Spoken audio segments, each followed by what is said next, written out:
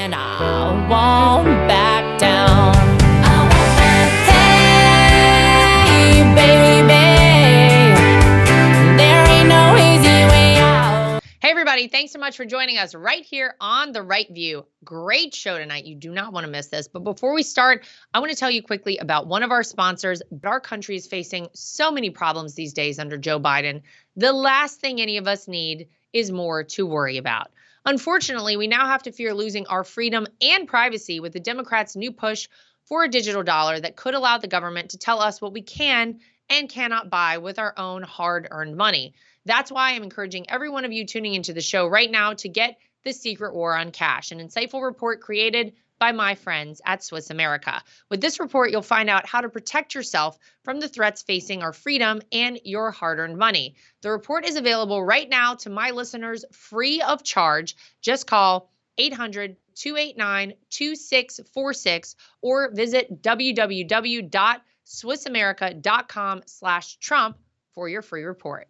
Tonight, we are welcoming back two of our favorites, Breitbart politics editor Emma Jo Morris and editor-in-chief of Breitbart, Alex Marlow. Emma Jo and Alex, welcome. You guys are always just so fun to get your thoughts on everything. What wasn't fun was last Friday, Letitia James, the Attorney General of New York, and I feel like I got to put that in air quotes because this is a woman who didn't run based on the idea that she was going to do what was best for the citizens of the state of New York, lock up criminals. We know that crime is rampant in New York right now. People are getting pushed in front of subways. People are just, you can't even keep Walgreens and stuff open because people are clearing them out and they're just not even put in any sort of incarceration whatsoever. But she decided that she would campaign on the idea of targeting one man, Donald Trump, and it really didn't matter what she had to do. She would come up with some kind of crime that he committed, and she made that her campaign pledge. And so she had to fulfill it. She went to Judge Engoron, and this is a guy who decided how he was going to rule in this case before the first minute of testimony ever began, before the first word was ever spoken at trial. And on Friday, even though, Alex, there was no one who was a plaintiff in this case, there was no one who was seeking damages, there wasn't a penny that was lost by any bank that Donald Trump and the Trump organization borrowed money from. In fact, these banks made hundreds of millions of dollars, did their own due diligence, of course, as they would. And they decided that for that, Donald Trump owed $354 million and wouldn't be able to run a business in New York for 3 years. They had to use a fraud statute that didn't require fraud and something that had never been used ever before in the history of the state of New York. And as far as I can see with this, obviously this is my family. They threw my husband Eric and Don in just for the heck of things, even though everybody said these guys had nothing to do with loans. Never mind that, $4 million for each of them. You have big pharma companies who have actually killed people, who people have lost their lives, maybe thousands, or you could argue hundreds of thousands of them. They don't even seek penalties this large in some of those cases. What did you think of the really just egregious craziness that we saw out of New York on Friday? Yeah, I think it was, I was reading on the Volokh conspiracy blog, which is on Reason. It's not a pro-Trump blog at all, though it's not left-wing, that they're calling it a Kafka-esque trial. And I think that's a pretty good description. It's not real life. This is total fantasy. Yeah. I was kind of shocked to see Engoron keep his shirt on the whole time because I thought he might do one of those nude selfies that he's known for on that Facebook page he maintains. Oh. I was expecting one of those. I was expecting just a full Magic Mike just during some of that. And but he didn't do that. So Yeah, well, it's the only positive thing of the whole thing. It's totally absurd. I was brainstorming with some of my team at Breitbart. How is Trump expected to pay for this? Because he's a billionaire many times over, but he's not that liquid, I assume, because most of his assets are tied up into some of the best real estate on the planet. So how's he going to liquidate $360 million in 6 weeks, whatever he's got? And well, here's the thing, is that if he accurately describes the value of any of his properties, that is now fraud. fraud. We're literally calling it fraud if you accurately describe how much your properties are worth. So clearly this is weaponization, political persecution. It's going to help Trump at the polls, but it is such a message sent to anyone that crosses the establishment. If you go against us, we will do everything to destroy you and your family, even if it's at the expense of our own citizens. This is going to hurt the people of New York. This sends a message: do not do business in New York. Do not come here and invest with us, because there is a good chance that if you get in business with someone who doesn't have our politics, even if you're apolitical yourself or even align with us politically, that we're going to harass you and we're going to devalue your money. It's so sick and disgusting, but also mildly, darkly humorous in a weird way.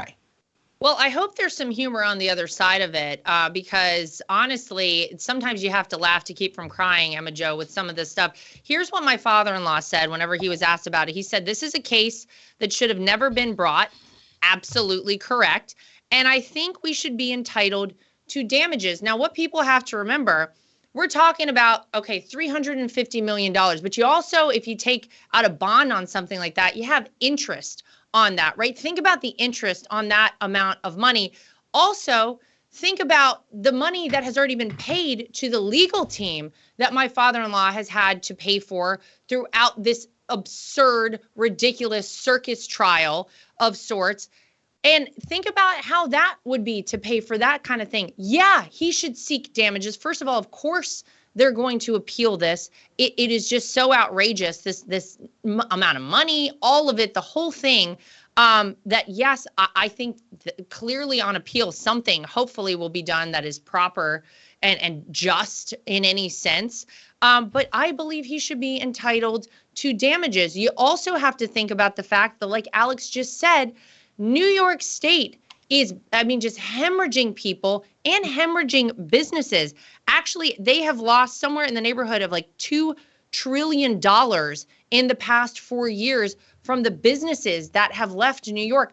This definitely sends a signal to people that says, don't even think about it. If you thought for a second about starting a business in New York City or in the state of New York, forget it. Because as Alex just said, if you step out of line in any way, that the folks who are in charge deem inappropriate, then they're going to go right after you. What were your thoughts on all of this? Well, yeah. First of all, this was obviously political. And we know it was political because Tish James said it was political. Yeah. She announced that during the campaign. If anyone recalls, there was a viral video of her with this chick from Flatbush talking about how her campaign promise is that she's going to get Trump.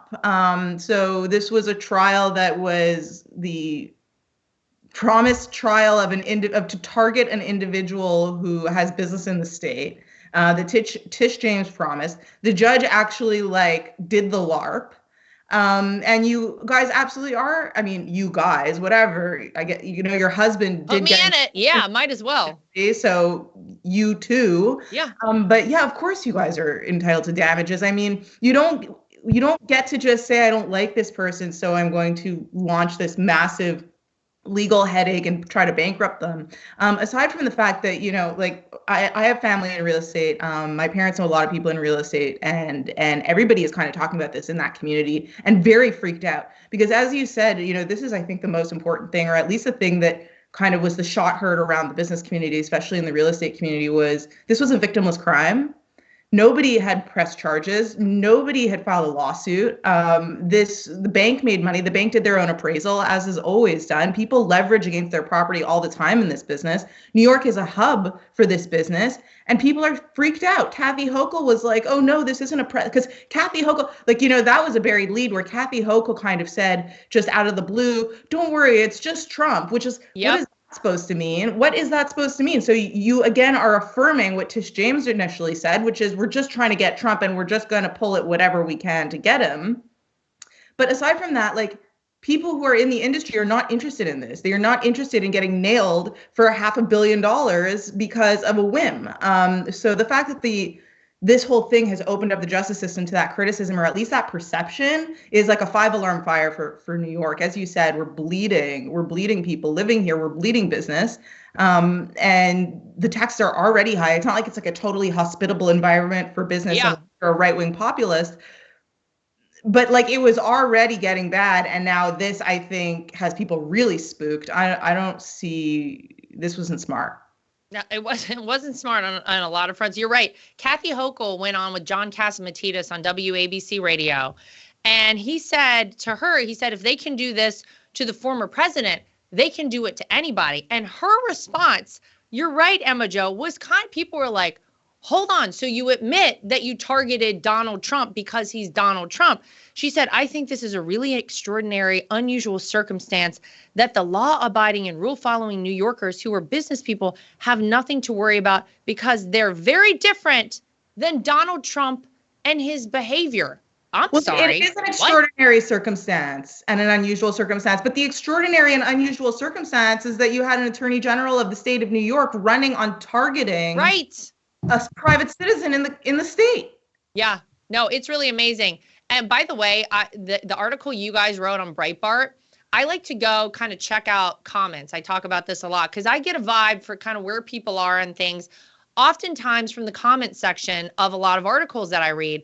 This particular article, as of Sunday night, had 28,000 plus comments. That's got to be some kind of record for you guys at Breitbart. I mean, it kind of shows you that people are so shocked by what they're seeing happen because, I mean, Catsimatidis is right. If they can do this to the former president of the United States, if they can do it to a guy like Donald Trump, what does that mean for the rest of us? If they can just say, I want to target this person and take him down, think about what he had supporting him. Think about the money he had to get a great legal team and actually fight this. The average person doesn't stand a chance if this is how these folks are going to operate, Alex. And I think that's why, by the way, let me just say this really quick, and then I want to get your thoughts on that. That's why you have the truckers so pissed off. They're like, we're not taking anything to New York. This is our way to give a couple of fingers to the people who decided to do this in New York. But truly,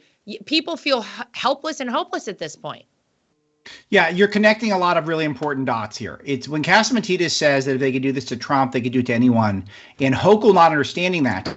They don't think they can do it to someone when they see Donald Trump and your family getting attacked like this. We in Trump's America feel like you already are attacking us. Yeah, there's no separation. And as I've been saying, I'll say it over and over again for the rest of the year. The moment the Biden Justice Department went into Melania Trump's underwear looking for state secrets, it was over. Trump became so much bigger than one man. He's so symbolic now that we view every single attack on him as an attack on all of us. It's already there. So I'm a step past Catsimatidis. And the fact that that Kathy Hochul doesn't get that is exactly why the Democrats are so out of touch and why there's a chance is going to help Trump a lot politically. You're right to connect it to the truckers. Our audience at Breitbart goes absolutely bananas to when they see normal working class people standing up, having their voices heard and saying, we are not going to work with New York. We are putting our foot down. We are going to flex our muscle. You try to run this state without us. You try to run this state without the people who love Donald Trump and his family. See how far you get. It's going to be absolutely hell if they stick to their guns. Yeah. Emma Jo, what did you think about these truckers? There's a guy, his name is at Chicago Ray. He put out a video and he basically was like, F around and find out. I think those are verbatim his words. He said the truckers have already notified their bosses. They're not going to New York. It's already a hassle and like such a pain to get these big rigs into New York City as it is. But if you think about it, I can kind of see where they're going with this. Look, the truth is the attorney general and the district attorney are both elected positions. So in their mind, they're like, you know what? You people voted for this. Mm-hmm. You're the ones who decided that it was appropriate to target a man and his company and his family for doing absolutely nothing wrong.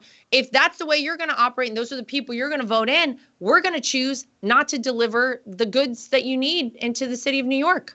Oh, of course. And, you know, I'm a journalist, which in days of old, journalists were supposed to be iconoclasts. And now we've kind of reversed that. But I like to think of myself as part of that old school cohort of people who actually, you know, are kind of having this rage against the machine energy when they're going to work every day. And these populist uprisings like the truckers, and this isn't the first time the truckers have come through for us, you know, but I love it. I love to see it. And I just wanted to add to one point that Alex made about how this is an attack on all of us.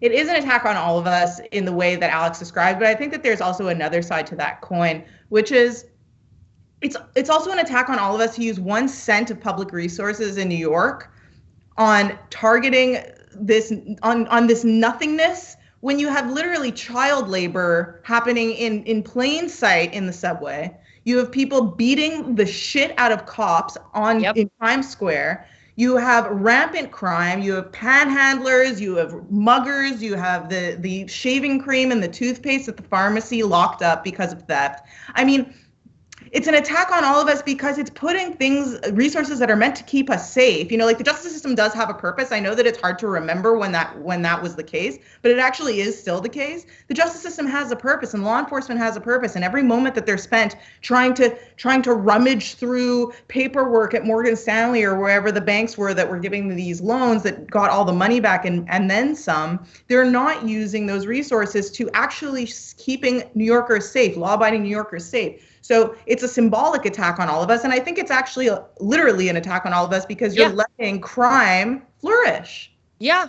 I mean, where was the head, person in charge of the entire legal system and law in the state of New York over the past 6 months? Where was she, Letitia James, whenever you had Jewish New Yorkers who were having to hire armed guards at synagogues because they were afraid for their life? Where was she when people are getting shot in the street, in Times Square, mugged, pushed in front of subway trains? She was sitting front row at a civil trial. As you say, Emma Jo, this is a woman who never cared about actually doing the job of Attorney General and protecting the people of New York. If she did, this would have never seen the light of day. She was making good on a campaign promise. She was doing whatever she had to do to appease those who probably donated to her. I think George Soros is one of those people, if I'm not mistaken. He also donated to Fannie Willis down in Fulton County. But I digress. George Soros right now, by the way, has just bought the second largest radio and podcast station in the entire country. They have 220 nationwide stations. They paid $400 million of debt off of Audacy, making them the top shareholder. This is Soros Fund Management. Now, if anyone knows about George Soros, this is not a great guy when it comes to freedoms and the American way and America first and any of that. He is one of the people who I think is up to just basically doing whatever he can to destroy this country. This group of radio and podcast stations is second only to iHeartRadio, and a lot of people have heard of that. So here we are, Alex, in the midst of what I'm going to argue is probably the most important presidential election that we're going to have in our lifetime. We've seen the destruction in 3 years with Joe Biden at the helm, if you can say that he's at the helm, wherever he is, whatever he's got going on, whatever he's mumbling and stumbling around. It's bad, and we can't take any more of it. We are on the verge and the doorstep of World War III, it feels like to a lot of people. And there you have George Soros, or Soros Fund Management at least, buying and becoming the largest shareholder in this radio podcast company with nationwide reach, with 220 stations. 1010 Wins, which a lot of people are familiar with in New York City, is among those. So this doesn't seem like a positive move for those of us who want to see freedom reign and the country go back to we the people. Yeah, and to connect this to the last point about what the Democrats and Tish James, et cetera, what they're doing, is they're announcing their priorities. Their priorities are not illegal immigration. It's not crime. It's not filth. It's not the tax rate. It's not whether or not working class people can have a nice life in their city. They think the worst problem is Donald Trump. The fact that he exists is their number one priority. They need to eliminate that. And then once that happens, then they can move on. And they're also announcing that they don't believe in free speech. So they're trying to control the airwaves the same way they control our tech platforms, the same way they control Google, the same way they control our newspapers. And they try to get people censored. They try to control corporate America so you don't advertise on conservative programs. They don't want free speech. They don't want the market to decide what people see and hear and listen to. They want left-wing activists to do it. That's their goal. And they've been doing it for a while. I wrote about this in Breaking Biden, that what Soros was doing last year is he bought up a bunch of Spanish language stations. And what he's doing there is he's taking conservative and anti-establishment voices off, replacing it with left-wing stuff and music, stuff that is not going to threaten the status quo because they know Trump's making inroads with Hispanics and Latinos. So that's what he's been doing. Now he's just doing it in English. So of course the Odyssey thing is something that we should have seen coming, and he's only going to get more. He's going to get more real estate. And what are we going to do to stop him? We're not going to do anything. We're going to watch him do it, because this is what we do on the right. We sit around, we complain, and then we don't build an infrastructure and an apparatus to take him on. And this is going to kill us at the polls if we're not careful. Yeah, it's a really scary thing, Emma Jo, to hear about this happening here in February. We've got this election in November. It's a must-win election. There's no doubt about that. And I mean, Alex is right. I think this is something that we continue to see. Why isn't it that we have conservatives stepping up and doing these things? And it's almost like we've been playing checkers and these people have been playing chess, and there's so many moves ahead of us on things like this. I think the good news is that a lot of people look around America and they're like, this is terrible. Everything is worse. I have less money in my bank account. I'm having to work several jobs to make ends meet. We've got, these illegal immigrants that are just literally all over the streets of New York. We can't support them. They don't know where to go. This is a bad situation. You look across the world, it's destabilized. At least people can feel how bad it is, but this doesn't help. This certainly doesn't help. Well, that's right. So first of all, Soros is the iconic leftist activist, and he puts his money where his mouth is. And honestly, I guess in some weird way, I kind of respect him for it. It's better than our side. So he's running the exact same playbook that the left has been running, honestly, since the 90s, I guess, maybe earlier, 70s, where he is co-opting the media in order to push left-wing propaganda. And that is something that we've seen and we have been seeing, and is actually the reason for existence of Breitbart, right, is to provide the alternative narrative to the one being pushed by activist media. But that said, it's what you're saying is extremely infuriating, and Alex touched on it too, which is our side also has billionaires, and our side also has politically passionate and politically engaged billionaires. But the issue is that I think if I were to diagnose this issue on the right as to why there isn't a similar effort being mounted by our side and our billionaires, is that conservatism for a long time, and I call it like peacetime conservatism, and I'm sure many in the audience have maybe heard that term before, conservative principles are basically, we mind our own business, we take care of our families, we believe in maximum freedom and maximum freedom of speech. So if somebody like George Soros buys up all of these podcast networks or whatever, and it's his right to do it. It's a free market, and it's his right to be a leftist. And the marketplace of ideas will sort it out. Is kind of usually the de facto conservative position on this. And then let him do it. It's fine. We have our own voice, and people will vote based on their conscience. But that's a self-defeating principle.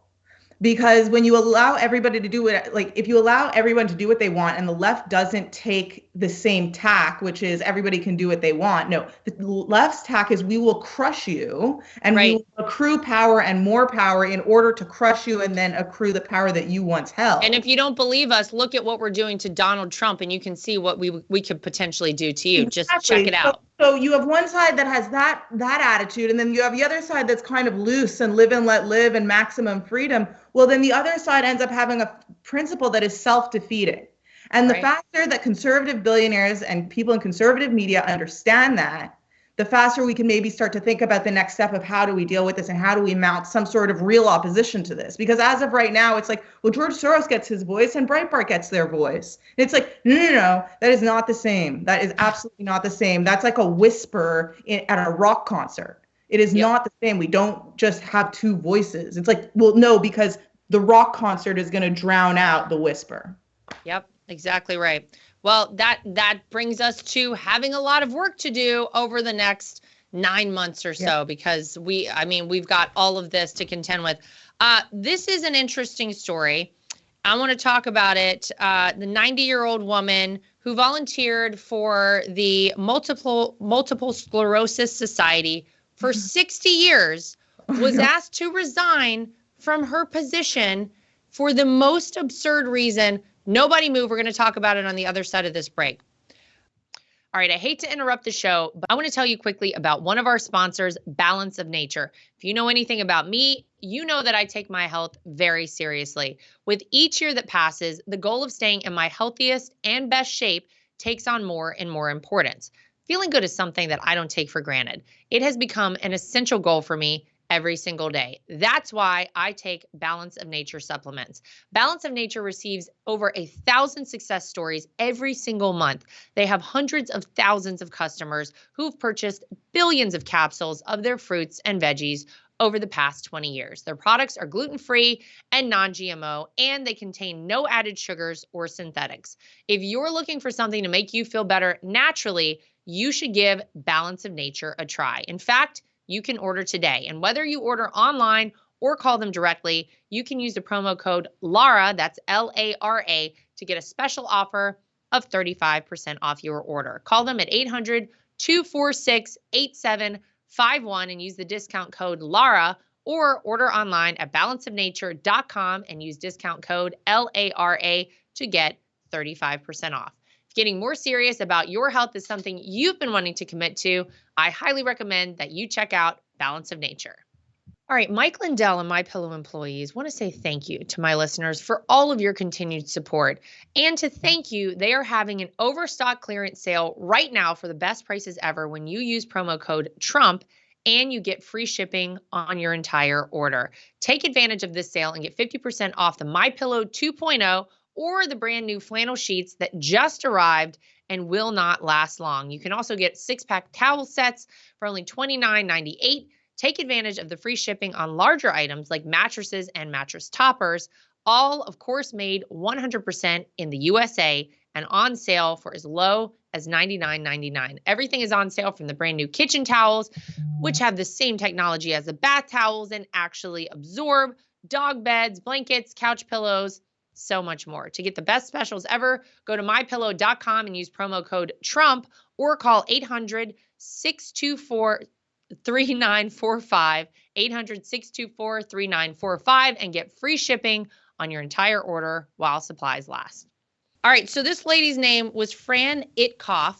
Again, 90 years old. First of all, Alex, a 90-year-old volunteering for anything, I want to give you a round of applause. Her husband had multiple sclerosis and died 20 years ago. She's been volunteering, again, for 60 years at the MS Society in California.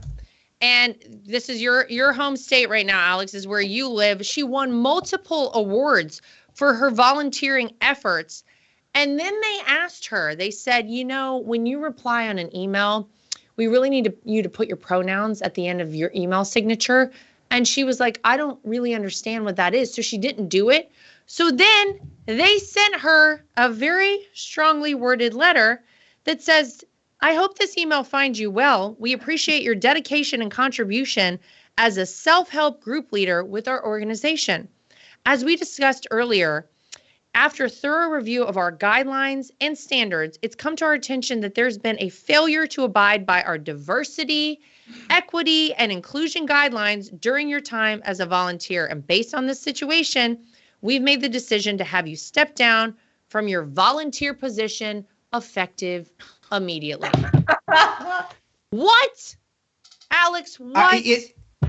It's definitely one of these stories where at Breitbart, I make sure everyone checks to make sure that this is real, because it reads like a hoax. It reads like an Onion article that this would happen. And where, as far as I can tell, it's real, but I'm actually waiting to get dunked on because maybe this is all some sort of a big fake thing. But I will assume this is really happening because we ran down and Breitbart seemed like it's true.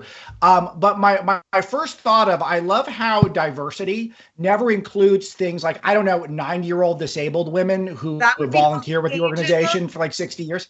Yeah, like ageism. I thought, we had the Americans with Disabilities Act. Like, I thought you weren't supposed to, discriminate against people like this. But that's it. We're doing that. That's fine. I understand it. But what I find is ironic is we are talking today on President's Day as we're doing this show, which is a fake holiday where we're supposed to celebrate, I guess, Jimmy Carter and Barack Obama. And I don't get it. Who was the one? Was it Harrison? Who's the one who was president for like 90 days? Like, it doesn't make any sense. Let's replace it with Fran Itkoff Day. Let's have the holiday. Let's make her our Rosa Parks. She is standing up against the clear nonsense that is these pronouns. We're going to move past it. This is going to be a phase in our life in America. We're not going to do the pronouns forever. It's going to stop. And maybe Fran Itkoff is the person that we could point to and say, this is where it began to end. I'm gonna second a Fran Itkoff day, Emma Jo.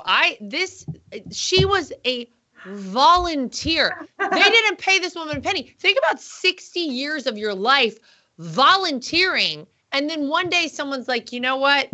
You didn't get the pronouns in your email signature. Bye. It is so insane that this is where we are in the United States of America. And I hope Alex is right. I hope this is a phase, but I feel like that it's all like coming to a head right now. Everything seems so wild and crazy that this is even a story. It's mind-boggling. It's such a cartoon episode. It's such a sad episode, totally. But you know that this woman still doesn't probably get what happened and has just been like relieved of her duties and doesn't know what from one day to the next what could have happened. Poor thing. This is total ageism, which is kind of what I love about this, and something that you see quite often if you look closely, if you follow this stupid woke culture war, is there's so many various groups that are supposed to be marginalized now, and we're creating more and more marginalized groups, which I actually think senior citizens were the OG marginalized group. Like we always cared about senior citizens and kind of made an effort. Yes, such a good point. To accommodate them. That's probably gone out the window for like neurotic, borderline personality disorder millennials who call themselves they, them. But anyway, so not only is it ageist, which is the new way of saying that somebody doesn't have respect for elders, but it has this thing that you see often where the different groups kind of have this alien versus predator war where they start fighting each other because none of the marginalized groups are actually allies, but they all end up getting protected as one amorphous special marginalized group that basically doesn't include only the three people on this call right now. Okay, I thought of something. This has to be the real explanation. Maybe she was just horrible at her volunteer job and they needed to come up with some excuse. Because I was thinking, look, I've been editor-in-chief of Breitbart for 10 years. I've had a lot of difficult conversations with people who, might not continue to be a match. It's not a pleasant day for anyone when you have to do a firing, so to speak. If I could just lean on, no pronouns bio. I'd be, hey, you don't even need a conversation. Just fire off the email. Hey, your pronouns aren't here. You're out. That's it. And then no stress. We gave you one chance. You couldn't do it. Maybe you guys should start that on. That says like, je suis Fran Itkoff. Oh my God. Here's my point. If LeBron James didn't put pronouns in his bio, the Lakers wouldn't fire him. Like they wouldn't. So you know what? This is why you got to overperform. You got to overperform. Wow. You got to bring the heat every day. Maybe Fran wasn't bringing it anymore. I'm coming around on this. You know what? Maybe I was wrong. My first take. Can we edit that out? But think about like honestly. Get off this podcast. I am adding pronouns to my email signature. Yeah, you better. Otherwise, you're gone tomorrow. Forget it, Emma Jo. It's over for you. The only thing I'll say is, look, my husband's grandmother stays with us for like half the year. And she is 97 years old, okay? And I think about how important it is that she has purpose every day. I do everything I can to try to get my kids over to see her in between school and after school activities, walk the dogs over there, like whatever it is, because you need a purpose. Otherwise, at that age, honestly, like things start to break down. To see that a 90-year-old woman was honestly told that her volunteer position was going to be removed from her life, which is probably one of the only things, her husband's been dead for 20 years, one of the only things keeping her going. I'm just like, you guys couldn't have figured out something else here. This is really what you're doing. If Fran is watching this, we have a volunteer position open at Breitbart for her. There it is. Yeah, that's true. No, we'll find one. That's for sure. Transgender coverage editor, actually. There you go. That's it. Emma, I'm giving you an on-air assignment. Track down Fran and offer her a job, please. This is not a joke. This is dead serious. I got one for her. Great idea. I love it. I love it. Well, we need to hear good stories. A good outcome from a bad story is always, I'm into that. Here's something that's sort of a nightmare. The betting odds in Las Vegas right now places Michelle Obama as the third most likely person to win the presidency on November 5th of this year. I got to tell you something, Emma Jo, I've been saying a long time, I don't think Joe Biden is it. I think that they've tried to usher him out with that press conference after the special counsel report came out and said this guy was basically too out of his mind in order to charge him with taking classified documents. Then he had that crazy press conference. I said, this is a setup. They're trying to get him out. And Michelle Obama seems to be the one that is always at the very top of the list for people. 11-1 odds right now in Vegas. So if you want to throw some money down on that. And I think a lot of people look at Michelle and they say, well, why would you go with her? She's a person who's really never held any sort of a formal position ever, as far as I know. I don't know that she's ever had like an actual job or anything. Yeah, they made up a job for her in Chicago at a hospital. She ran a hospital in a fake position that disappeared when she left. But think about this. Who, if they push Joe Biden aside, is the one that's going to be an issue? It's Kamala Harris. Her favorability rating right now is, just about as low, if not lower, than Joe Biden's. And that's pretty freaking bad right now. So you've got to kind of check a couple boxes if you're the Democrats. We know they love identity politics. Michelle Obama is a minority woman who, if they really played their cards right, come the DNC convention coming up this summer, I don't know, they might just slide old Michelle on in there. What do you think, Emma Jo? Well, I think that all that sounds interesting as like a topic of conversation, and I'm sure Alex has a million things to say about this, but I'll just get I think that if you actually want to talk about politics, it's not happening. Not only is it not happening because she's not interested and she's already sitting in yachts in Saint-Tropez and doesn't need this gig. But aside from that, you have to, in order for this to happen, you have to get Joe Biden out of the way. How do you get Joe Biden out of the way? He doesn't agree to this. He wants to be president. He's wanted to be president for his entire life. And if you read Alex's latest book, you'll understand in detail when this started, which was when he was in diapers. So you have to get Joe Biden, first of all, to agree to step aside, which will never happen. Let's say he doesn't agree and the deep state wants to remove him. How do they remove him? The obvious way that they remove him is through the laptop from hell. That doesn't work, though, because everything that's damning on the laptop from hell happened during when? The Obama administration. So in order to take out Joe Biden for the laptop from hell, if he refuses to get out of the way, you have to then indict the Obama administration. And that would be easy. Tony Bobulinski gave them the layup last week. They didn't take it. And they won't take it. So if they do that, though, then we're talking about Michelle Obama.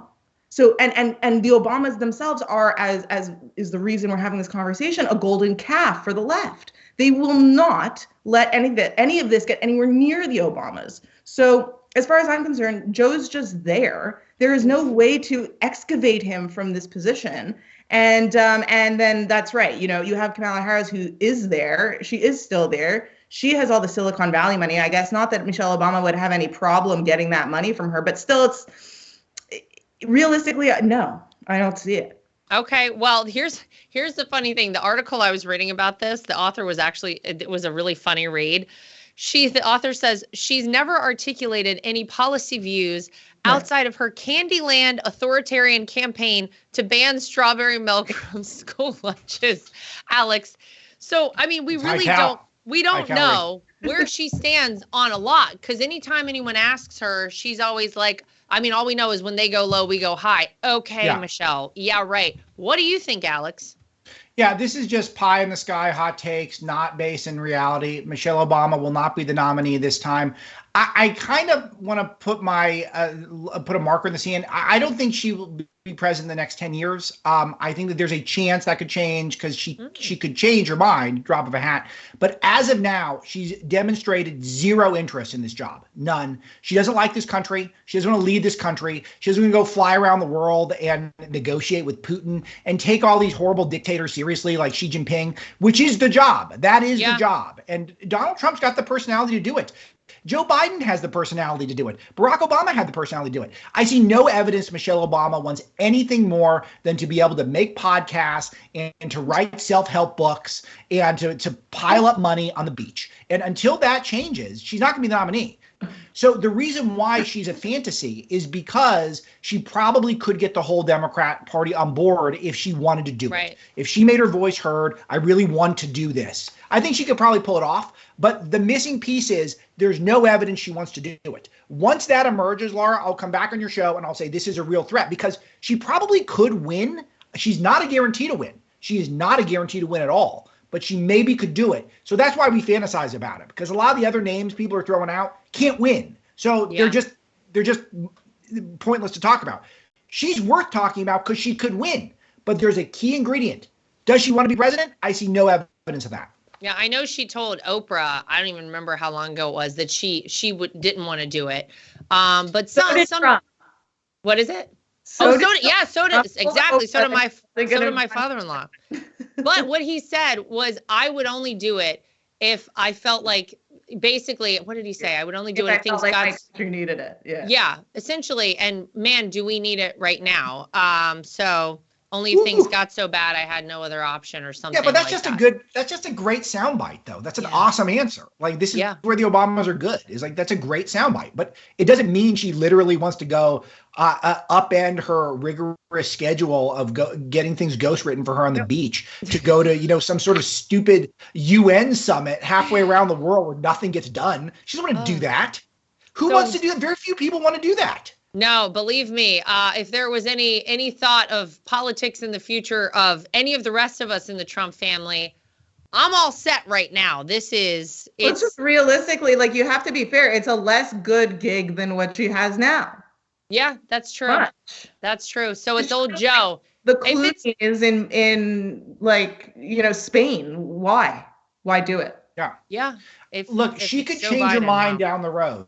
It's just not. It's not this year. This is not the year. And with the force of nature that is Donald Trump, he could beat anyone right now. If they don't cheat enough, if they don't pull off a massive cheat, which they're trying to do, he could beat anyone right now because he's the emotional momentum that he's got with all this weaponization and persecution is palpable. It's so intense. It really does remind me, maybe even exceeding 2016 at this point. Oh, no, I agree. It's a different feeling right now. And I think you're right. The interesting thing is over the past year plus, but especially over this past weekend, I think people coming up to me, people are so angry with what happened because, one of you said it earlier in the show, it's not just that it happened to Donald Trump, it happened to the country. Our country is in this point right now and at this state right now that you're seeing things happen that we never thought you would ever see in the United States of America. Lady Justice is supposed to be blind unless your name apparently is Donald Trump or unless you lean right and unless you do this and that. No, that is not how this country is supposed to work. So I think you're right. It's a different feeling, Alex, than 2016, but people are ready. If they could go into a voting booth right now and vote for Donald Trump, man, the lines would be like astronomical, historic. And I will predict that it will be a historic victory for Donald Trump on November 5th. And on that note, I want to say thank you to Emma, Joe, and Alex for joining us here at The Right View. To everybody at home, as always, thank you for tuning in. Make sure you like, subscribe, share, and follow. And we'll see you back here next time for more of The Right View. And I won't back down. Hey, baby. Nothing is worse than being on a phone call that drops. Nothing is worse than trying to text someone and you can't reach them because your phone is out of service range.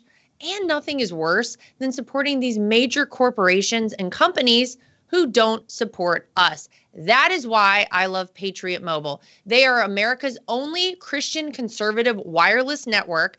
They use every cell tower out there available to all networks so that they have the greatest 4G and 5G coverage nationwide, and they support the causes that are important to us as conservatives. If you go today to patriotmobile.com/Lara Trump and use the promo code Trump, you will get free activation today. Again, That is patriotmobile.com/Lara Trump. The promo code is Trump for free activation so that you can get a great cell plan and feel good about doing it.